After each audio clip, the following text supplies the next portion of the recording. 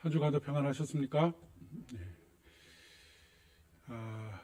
저희 아이들이 아직 초등학교에 들어가기 전에 한 3살, 4살 때 생각해 보면 아이들에게 아무개야 아빠 엄마를 얼마나 많이 사랑해? 라고 그렇게 물어보면 그 고사리 같은 손으로 최대한으로 손을 벌려가면서 이만큼 사랑해 라고 하는 그런 대답을 하곤 했습니다. 그것이 너무 귀여워서 물어보고 또 물어보고 했던 그런 기억들이 있습니다.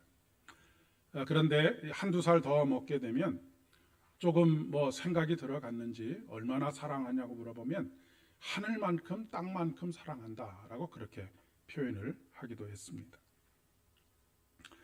아마 그 어린 생각에도 하늘과 땅은 거리를 잴 수 없을 만큼 많기 때문에 그만큼 사랑한다라고 그렇게 표현한 것이 아닐까 싶습니다.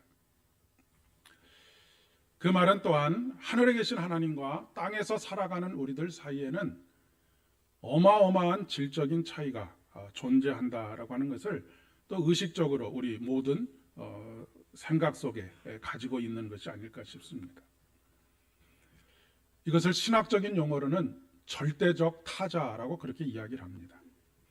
절대적 타자라고 하는 말은 신이라고 하는 존재는 인간이 살아가는 세상과는 절대적으로 다르고 독립되어 있는 초월적인 존재라고 하는 것을 말하는 것입니다. 도저히 가까이 갈래야 가까이 갈 수 없는 너무나 멀리 있는 존재. 그래서 우리가 보통 하나님을 표현할 때 하나님은 초월적인 하나님인 것과 동시에 내재적인 하나님이라고 그렇게 이야기를 하곤 합니다. 당연한 일이 아니겠습니까? 창조주이신 하나님과 피조물인 우리 사이에는 전혀 공통의 분모가 있을 수가 없는 것이죠. 질적인 차이가 있고 양적인 차이가 있습니다. 그렇기 때문에 이 절대적인 타자 앞에서 인간의 모습이라고 하는 것은 경배와 두려움 그리고 경외로움을 표현하는 것밖에 없는 것이죠. 이 경외로움 속에는 인간의 두려움이 같이 두려움과 공포가 포함되어 있습니다. 절대적인 타자는 늘 경배의 대상이지 사귐의 대상이라든지 아니면 함께 식탁을 이루는 그런 대상이 아닌 것이지요. 그것은 마치 왕과 신하가 왕과 백성이 한 식탁에 둘러앉지 않는 것하고 똑같습니다. 특히 구약 성경은 이런 부분이 강조되기도 했습니다. 직접 하나님을 본다라고 하는 것은 곧 죽음을 의미했던 것입니다. 대제사장조차도 1년에 한 번 성소에서 지성소로 들어갈 때 방울을 달고 들어갔습니다. 대제사장일지라도 범죄를 하게 되면 지성소에서 죽음을 면할 수 없었기 때문입니다. 밖에 있는 사람들이 그 방울 소리를 듣고 대제사장이 살아있는지 죽어있는지를 판단할 수 있었던 것이죠. 그러니 1년에 한 번이라고는 하지만 이 1년에 한 번 이 시간이 오는 것이 대제사장에게는 얼마나 큰 두려움이었을까 싶습니다. 그래도 비교적 잘 살아왔다라고 생각이 되면 모르지만 그렇지 못하다고 생각되었다라고 한다면 아마도 도살장에 끌려가는 소와 같은 심정으로 성소를 지나 지성소로 들어가지 않았을까 싶습니다. 그런데 그 하나님께서 이 땅에 내려오셨습니다. 말씀이 육신이 되어 우리 가운데 거하심에 우리가 그의 영광을 보게 되었다라고 요한복음 1장 14절의 말씀에 이야기하고 있습니다. 천지 차이, 도저히 극복할 수 없는 질적이고 양적인 차이를 가지고 있는 하늘과 땅이 만나게 되었다라고 하는 것을 이야기하는 것입니다. 그로 인해 우리는 이 땅에서 하나님의 나라를 살게 되었습니다. 이는 천지가 개벽하는 일이고 이곳에 새 하늘과 새 땅이 임하는 것입니다.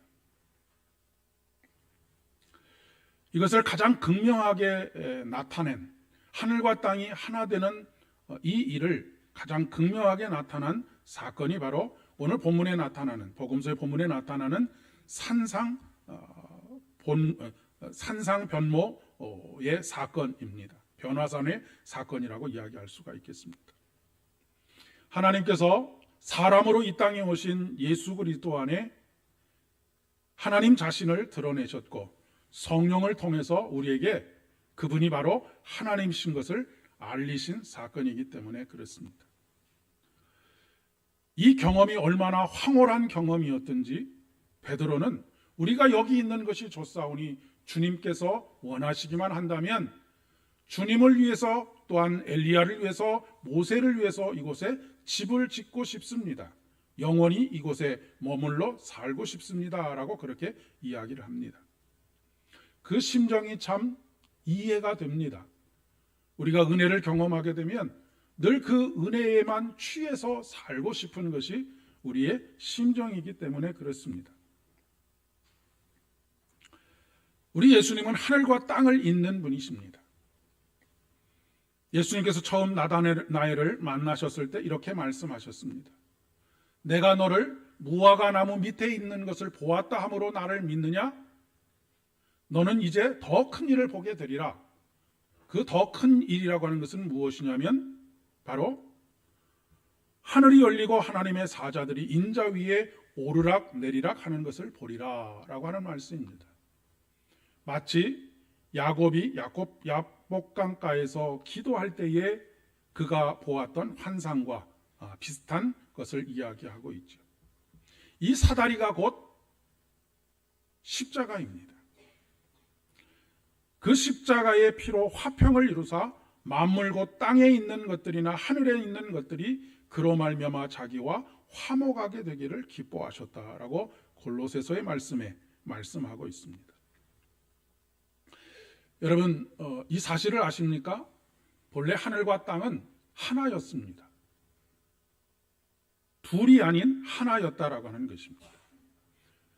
천지를 창조하신 창조주 하나님께서 에덴 동산에서 하나님께서 창조하신 아담과 하와와 더불어서 그 동산을 거닐었다라고 그렇게 성경은 표현하고 있습니다.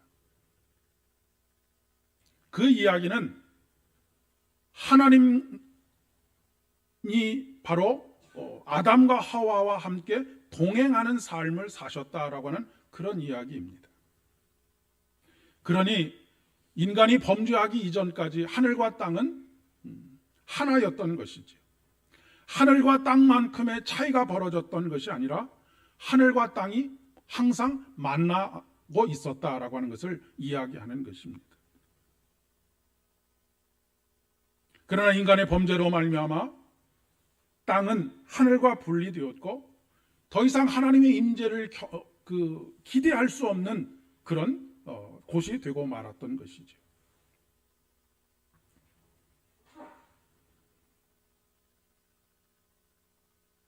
우리가 전도할 때에 그렇게 전도를 많이 했습니다. 예수 믿고 천국 갑시다. 예수 믿으면 천국 갑니다 라고 하는 말로 전도를 참 많이 했지요.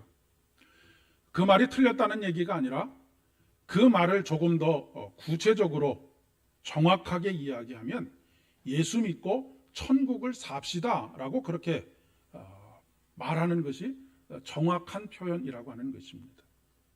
왜냐하면 천국은 이미 시작이 되었기 때문에 그렇습니다. 우리가 죽는 순간부터 우리가 천국을 살아가는 것이 아니라 이미 이 땅에 하나님께서 임하셨기 때문에 이 땅이 하나님의 나라 곧 천국이고, 그렇기 때문에 예수를 믿음으로 고백하는 그 순간부터 우리의 천국의 삶은 시작되었다라고 하는 것입니다. 그냥 세상적인 관점에서 보면 세상에서 말하는 천국은 아무것도 부족한 것이 없는 것입니다. 모든 것이 풍족한 것이고 모든 것이 다 원하는 대로 이루어지는 곳이 바로 천국이라고 생각할 것입니다. 그러나 성경이 말하는 천국의 핵심은 거기에 있지 않습니다. 성경에서 말하는 천국의 핵심은 그곳에 하나님의 통치가 임하고 있느냐라고 하는 것입니다. 고난의 현장에도 하나님께서 가시면 그곳이 천국이 되는 것이고요. 사망의 음침한 골짜기도 그곳에 하나님의 은혜가 부어지고 하나님의 돌보심이 있으면 그곳이 큰 강을 이루게 되는 것이 바로 하나님의 통치, 곧 천국을 이루는 것이기 때문에 그렇습니다. 천지 차이의 차이를 보이던 하나님의 나라와 땅이 예수 그리스도를 통해서 하나가 되었습니다. 그렇다면 하늘과 땅이 늘 만났던 범죄하기 이전의 에덴 동산과 같이 우리는 그곳에서 하나님을 아버지라고 부르고 하나님과 함께 동행하며 하나님의 기쁨이 나의 기쁨으로 고백되는 삶을 살아가게 되는 것이죠. 이것이 창세기의 에덴 동산에서 하나님과 그들과 함께 걸으셨다, 동행하셨다라고 하는 말의 표현인 것입니다. 그리고 그곳에서 늘 들려오는 소리가 있습니다. 하늘과 땅이 만나게 될 때 들려오는 소리가 있는데 그것은 바로 내 사랑하는 아들이요 내 기뻐하는 자다라고 하는 말씀입니다. 여러분, 어떤 종교가 절대적인 타자인 신에게 아버지라고 부르는 종교가 어디 있습니까? 그리고 그분은 우리의 스스로 우리의 아버지가 되어 주셨을 뿐만 아니라 우리를 당신의 아들과 딸로 삼아 주셨습니다.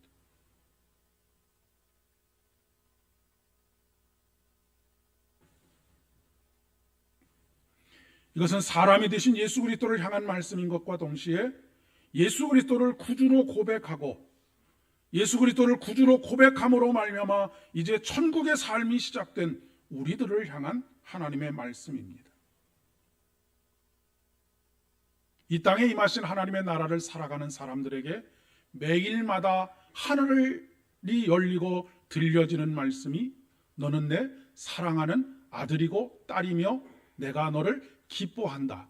그리고 스바냐 선지자의 예언의 말씀을 통해서 본다면 나는 너를 통하여서 기쁨을 이기지 못한다 라고 말씀하고 계시는 것이죠.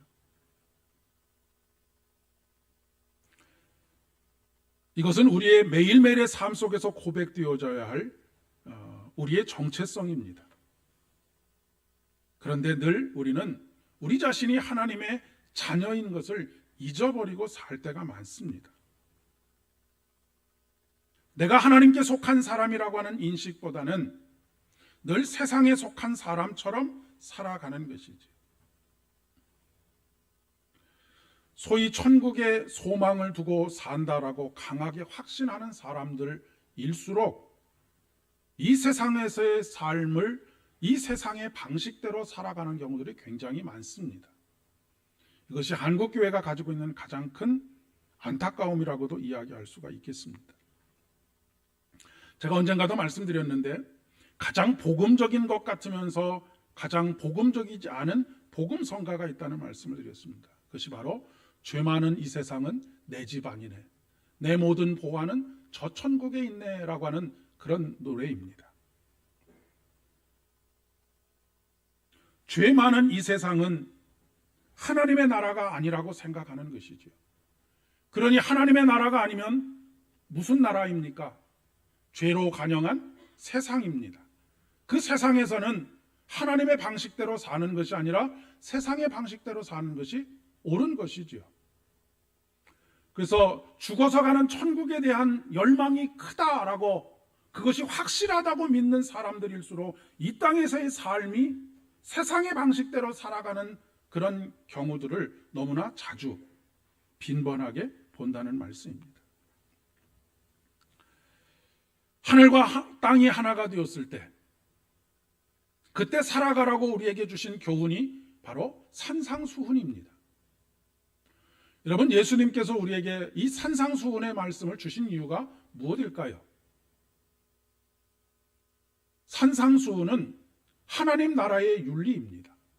그렇다고 한다면 우리가 죽어서 가는 곳만이 천국이라고 한다면 산상수훈은 우리가 죽어서 가는 천국에 가서나 지키면 되는 것 아니겠습니까?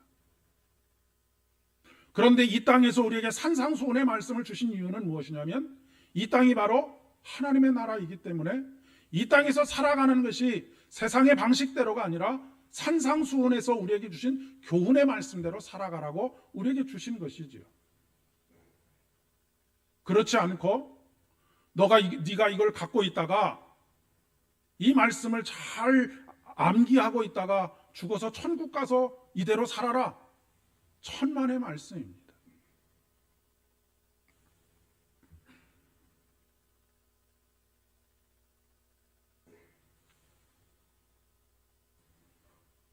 변화산에서 예수님과 제자들이 내려왔을 때 산 아래에는 고통당하는 사람들로 가득했습니다. 오늘날 전 세계에서 벌어지고 있는 수많은 고통의 현장들이 그런 현장들입니다.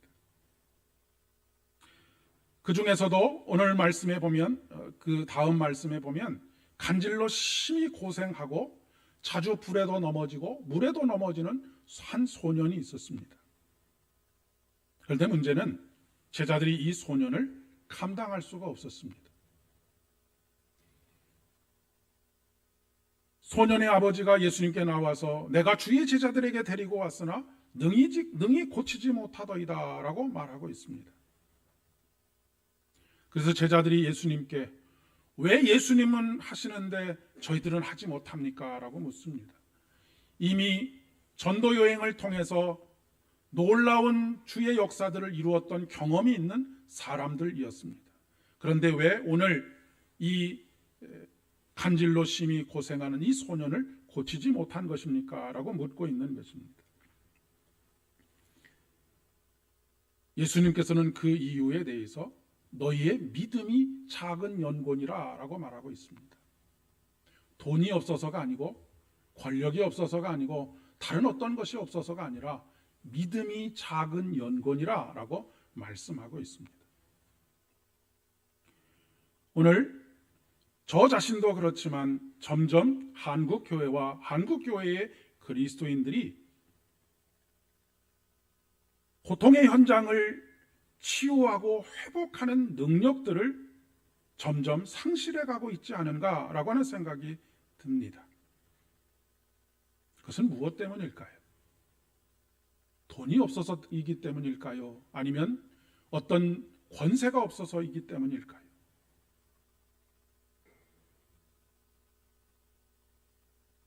우리의 믿음이 작은 연고인 것입니다.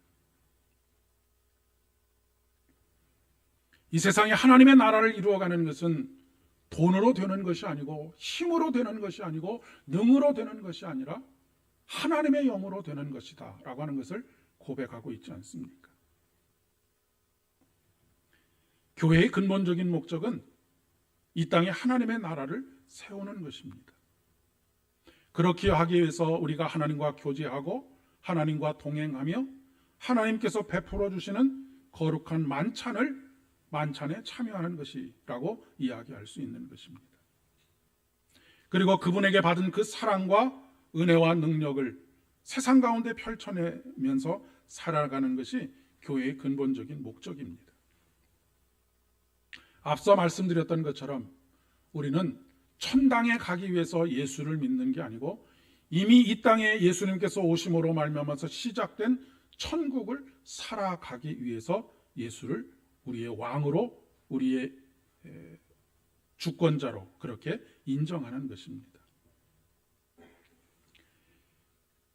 광고 시간에도 말씀드렸지만 마치 간질로 인하여 불에도 넘어지고 물에도 넘어지는 한 소년과 같이 큰 아픔과 고통과 창자가 끊어지는 고통 속에서 하루하루를 보내고 있는 우리의 이웃이 있습니다.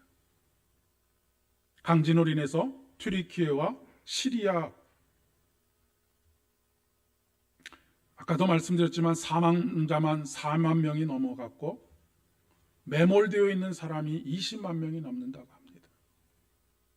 앞으로 사망자가 기하급수적으로 늘어나지 않을까 싶고 그 일로 인해서 피난민만 220명이 넘는다고 합니다. 이 튀르키예는 물론 현재 이슬람 정권 밑에 있지만 본래 초대교회 역사와 뗄래야 뗄 수 없는 하나님의 복음의 땅이었습니다. 우리가 요한계시록에 나오는 소아시아 7교회가 있는 곳이 바로 이 튀르키예 벨트 속에 있는 곳이죠. 그곳에는 수많은 복음의 흔적들이 있습니다. 사도 바울의 발걸음이 있고요. 여러분, 정권이 바뀌고 종교가 바뀌었다고 그 땅이 하나님의 땅이 아닌 것이 아닙니다. 그 땅은 여전히 하나님께서 다스리시는 하나님의 땅입니다. 물론 가장 중요한 것은 강진으로 말미암아 고통과 슬픔 중에 있는 이들을 구하고 돕는 사역이지만 그 땅이 복음의 요람이었다는 사실이 우리의 마음을 더욱 아프게 합니다. 그리고 그곳에 더 큰 하나님의 은혜가 임해야 하겠다라고 하는 것이죠. 하나님의 은혜는 우리의 손길을 통해서 임하는 것이기도 합니다. 초대교회 이래로 구제 헌금은 아주 좋은 전통이었습니다. 오늘 우리에게 필요한 것이 바로 이것이기도 하지요. 그 사랑으로 그것을 위해서 기도해 주시기도 할 뿐만 아니라 헌금해 주실 수 있었으면 좋겠습니다. 이것이 우리가 늘 주기도문을 통해서 고백하는, 간구하는 하나님의 뜻이 땅에 이루어지는 것입니다. 그곳에 하늘과 땅이 만나는 곳이 되어질 수 있도록 기도하는 것. 우리 그리스도인들이 하는 구제는 단순히 인류애를 펼치는 것이 아닙니다. 그곳에도 하나님의 통치가 이루어지고 하나님의 뜻이 이루어지기를 위하여서 우리의 손을 내미는 것이죠. 아무쪼록 우리의 사랑이 그곳에 다다라서 그 땅이 하늘과 땅이 만나는 곳 되어줄 수 있기를 소망합니다. 그 땅도 하나님께서 통치하시는 땅임을 선포하고 인정하는 것이죠. 이 하늘과 땅이 만나는 경험은 일회적인 경험이 아닙니다. 더 이상 특별한 경험도 아닌 것이죠. 매일매일 하나님 나라에서 하나님 나라의 백성으로 살아가는 우리들이 경험해야 할 사건이고 또 우리가 살아가야 할 삶이라고 하는 것입니다. 변화산의 사건, 거룩한 옷을 입고 영광스러운 빛이 임한 그 삶, 예수 그리스도를 통해서 우리를 의롭게 하시고 거룩하게 하시고 영화롭게 하시는 하나님의 은혜를 매일매일의 삶 속에서 경험하면서 살아가야 하기 때문입니다. 이번 한 주간도 이 땅에 임하신 하나님의 나라를 살아가는 저와 여러분, 그리고 하나님의 자녀로서의 기쁨과 즐거움과 감사와 감격이 넘쳐나는 복된 한 주간 되실 수 있기를 진심으로 축복합니다. 기도하겠습니다. 아버지 하나님, 은혜를 진심으로 감사드립니다.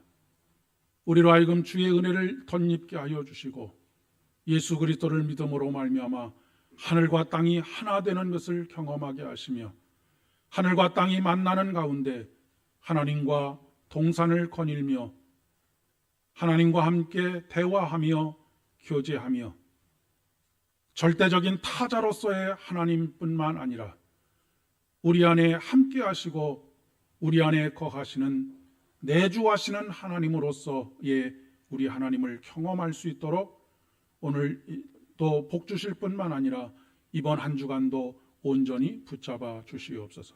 예수님의 이름으로 기도드립니다.